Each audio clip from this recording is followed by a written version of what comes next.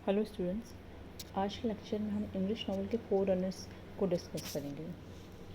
English novel जो है वो अपनी फॉर्म में 18th सेंचुरी की स्टार्टिंग में लिखना स्टार्ट हो गई थी।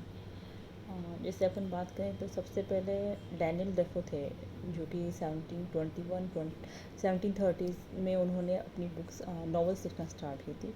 वो सबसे पहले राइटर थे जिन्होंने नॉवेल्स लिखना स्टार्ट किया था, और उनकी 2-3 वर्क है जो बहुत ज़्यादा फेमस हुए थे, जिनमें से एक था रॉबिन्सन क्रूसो, जो कि 1721 में पब्लिश हुआ था।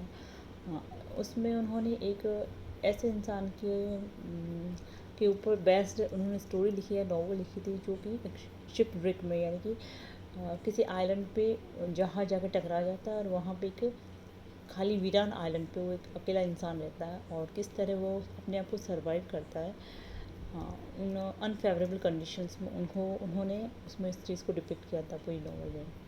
उनके बाद में उन्होंने एक मॉल टेंड्रन, जो कि 1722 में पब्लिश हुई थी, वो लिखी थी।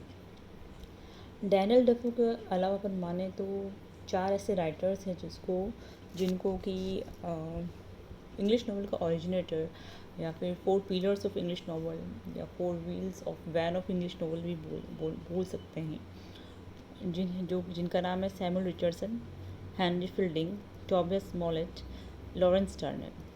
और प्रोफेसर सैक्सबरी ने इनको चारों को नाम दिया था 4 wheels of the van of English novels.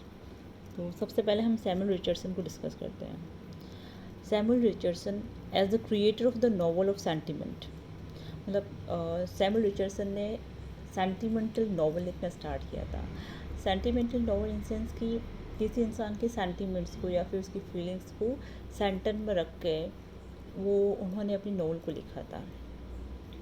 Drew has strength and inspiration from national and middle class material, और उन्होंने जो अपनी जो नॉवेल्स लिखी था या फिर जो अपनी वर्क्स लिखे थे, उनकी जो थीम थी वो थी मिडिल क्लास की जो लोग थे, उनकी लाइफस्टाइल, उनकी फीलिंग, उनकी सेंटिमेंट्स, उनको ध्यान में रखकर उन्होंने नॉवेल्स लिखना स्टार्ट किया था। और क्योंकि नेक्स्ट है his first masterpiece novel Pamela और virtue rewarded, which was publish in 1740. It was popular because of its subject matter, manner and morality was new to people. तो उनकी जो फर्स्ट मास्टरपीस नॉवल थी, उन्होंने जो फर्स्ट नॉवल लिखी थी Pamela और वर्च्यू रिवॉर्टेड, जो कि 1740 में पब्लिश हुई थी, वो पॉपुलर हुई क्योंकि जो उनका उसमें जो मैटर था, यानी कि मिडिल क्लास को लेकर, उसके सेंटिमेंट्स को लेकर जिस मैनर में उन्होंने उसको प्रेजेंट किया था, वो उस टाइम के जो कॉमन पीपल थे या फिर जो भी पीपल थे, उनके लिए एकदम न्यू था। तो लोगों ने फिर बड़े चाव से उस चीज़ को रिसीव किया कि ये नई चीज़ आई है। तो इस वजह से उनकी जो फर्स्ट नॉवल थी वो बहुत ज़्यादा फेमस हुई थी। और उनकी सेकंड नॉवल थी विच वॉज क्लैरिसा और the history of a young lady, जो कि 1748 में पब्लिश हुई थी।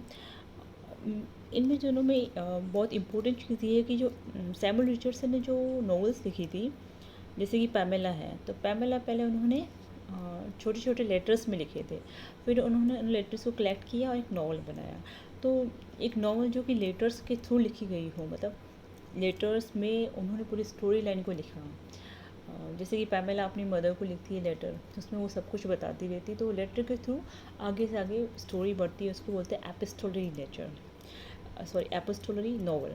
तो इसका जो एपिस्टोलरी नॉवल है उसको लिखना स्टार्ट किया था सबसे पहले इंग्लैंड में सैमुअल रिचर्डसन ने। Second is Henry fielding. वो सैमुअल रिचर्डसन से लिटरेरी मेथड में डिफ़र कर रहे थे, जबकि वो दोनों एक ही सेम ही एज में, सेम ही पीरियड में ऑलमोस्ट लिख रहे थे, पर दोनों का जो लिटरेरी मेथड था काफ़ी डिफरेंट था। सैमुअल रिचर्डसन सेंटिमेंट्स को सेंटर करके लिखते थे, और जो ये हेनरी फील्डिंग वो सटैरिक नॉवेल्स लिखते थे, रियलिस्टिक नॉवल लिखते थे। जैसे कि ही फाउंडेड पिक्रास नॉवल। पिक्रास नॉवल में क्या होता है कि एक रॉग होता है, यानी कि एक ठग होता है, या फिर जो भी घूमता रहता है, और वो अपने विट के थ्रू, यानी अपने चालाकों के थ्रू इस करप्ट सोसाइटी में अपने आप को सर्वाइव करता है। तो जो हीरो होता है वो it will be a rogue. तो एक ठग की कहानी पे बेस्ड होती थी ये पिक्रास नॉवल। और जैसे कि दैट फर्स्ट उनकी जो वो लिखी थी उन्होंने नॉवल, वो थी the adventures of Joseph Andrews, जो कि उनकी फर्स्ट नॉवल थी, और उनके बाद में उन्होंने लिखी थी this was followed by the history of Tom Jones. और टॉम जॉन्स की हिस्ट्री थी, ये उनकी सेकंड नॉवल थी। तो इन दोनों में क्या था, जो उसका हीरो था वो एक जगह से दूसरी जगह घूमता रहता था। It is one of the greatest novel of 20th century. और ये the history of the Tom Jones है, ये 18वीं शताब्दी की सबसे बेहतरीन नॉवेल्स में से एक मानी जाती है। And Henry Fielding was a virile, vigorous and adventurous nature, and his knowledge and experience of life was deep and wide. और वो जो खुद थे वो एक एडवेंचरस नेचर के आदमी थे। और क्योंकि वो इधर उधर घूमते रहते थे तो उनकी जो लाइफ का एक्सपीरियंस था या फिर जो नॉलेज थी वो काफ़ी गहरी थी, उनमें समझ काफ़ी ज़्यादा थी, जो कि उन्होंने अपनी नॉवेल्स में पुट की थी। थर्ड वन इज़ स्मॉलेट, जिनको कि third pillar of English novel बोला जाता है।